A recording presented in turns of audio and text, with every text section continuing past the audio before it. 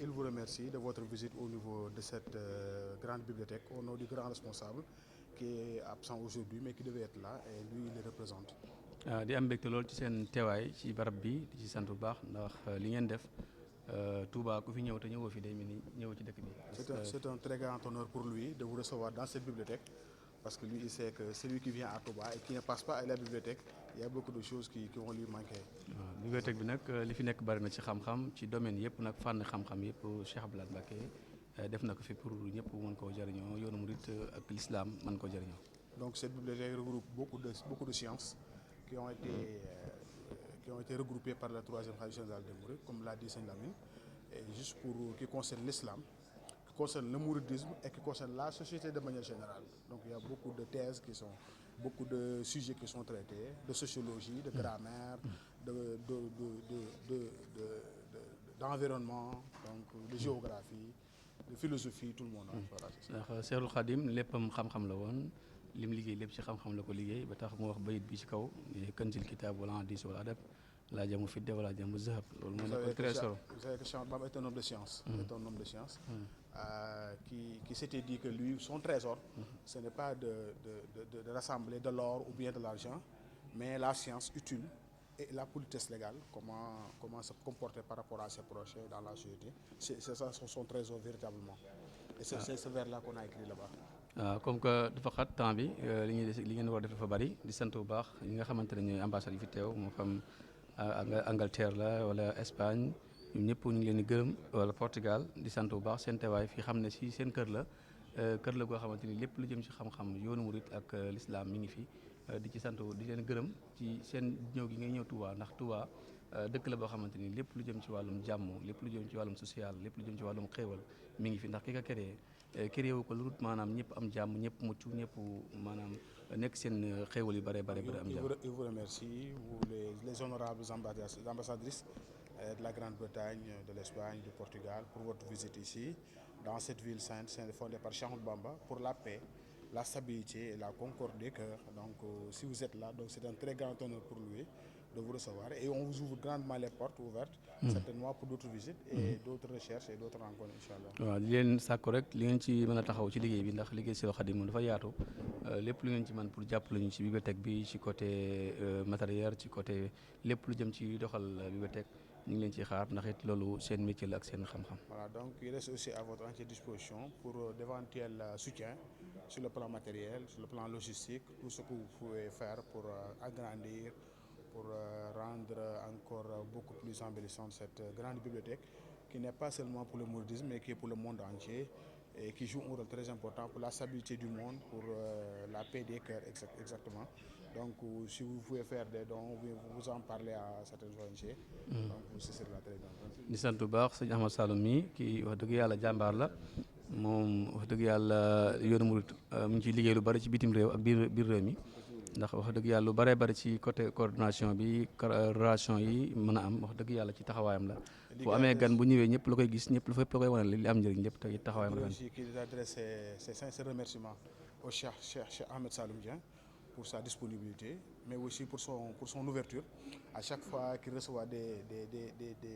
honorables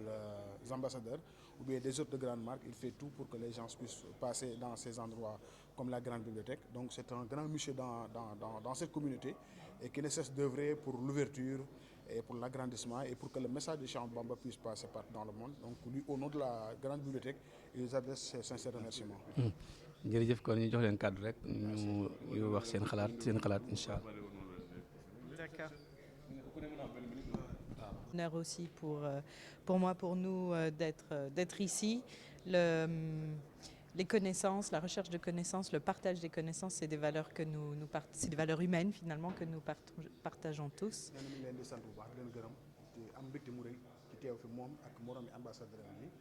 nee na mbégte la am ndax xam na ne wàllu jàmm ak wàllu xam-xam ak wàllu recherche gëstu ni mu leen ñoral la ko ñor leen ñore aussi donc loolu mbégte mu rëy la ci ñoom ñu mën a teew fii ci bibliothèque bi toll nii. Et moi, en tant qu'ambassadrice de Grande-Bretagne, je suis ravie d'être ici. Je suis venue pour apprendre un peu plus sur la ville de Touba, sur la confrérie, sur son rayonnement au sein du Sénégal, mais aussi international. Ambassadeur Grande-Bretagne gi mu doon ci turu boppam mbégte mu rëy la am ci moom ngir ñëw fii découvrir gën a jàng gën a xam Cheikh Ahmadou Bamba gën a xam yoonu murit waaye aussi dëkk bi nga xam ne moo di Touba nga xam ne xam nañ ne mi ngi ceeñaral àddina sépp xam ne fenn fu ci nekk murit yaa nga fay dem Touba ñëpp xam nañ ko donc mbégte la ci moom ci turu boppam mu ñëw fii ñoo mën a gëstu wala fii. Donc encore un grand jërëjëf de nous recevoir. Qui règne dans cet endroit. Mais c'est ci turu boppam mi ngi sant bu baax di gërëm ci turu ambassadeur Espagne li mu doon bégte bi mu am fii nee na bi fi ñëwee am na fi yëg-yëg boo xamante ne ci wàllu diine ak ci wàllu pas-pas sentir na ko bi mu duggee ci biir dëkk bi. Oui, mais je suis spécialement très contente d'être ici à la bibliothèque parce que l'Espagne appuie beaucoup l'éducation. Et on pense que c'est très, très important d'avoir la possibilité d'avoir une bibliothèque comme celle-ci, très spéciale, dont on peut partager le valeur. Et c'est pour ça que c'est très spécial pour moi d'être ici. nee na moom nag dafa am yëg-yëg bu mu am bu spécial bu bokkul ak ñeneen ñi ndax Espagne gi nga xam ne mooy dëkk bi muy représenté dafa sonn ci wàllu xam-xam ak ci wàllu jàngale moo tax bu duggee fii gis ñu sonn ci wàllu xam-xam ak ci wàllu jàngale ak ci wàllu recherche ne dafa mel ni kon Espagne ak fii ñoom ñoo bokk yëg-yëg ci googu wet ne loolu daf ci am mbégte moo xamante ne bii ci tur dëkk bi mu jógee bég na ci loolu wax dëgg yàlla. Alors merci une fois encore pour nous savoir ouvrir les portes et jërëjëf. de savoir pour le futur, pour l'avenir, pour. nee na mi ngi sant bu baax ci turu ambassade Espagne gi mu Portugal gi mu ñëw. nee na fii mu ñëw nag muy bibliothèque bi dafa nekk lu am solo ndax bibliothèque dafay jëmmal démb day jëmmal aussi ëllëg ngir ay xeeti gëstu ak événement yoo xam ne amoon na ñu war ko mën a fàttaliku nee na moo tax fii mu ñëw mbégte mu rëy la ci am.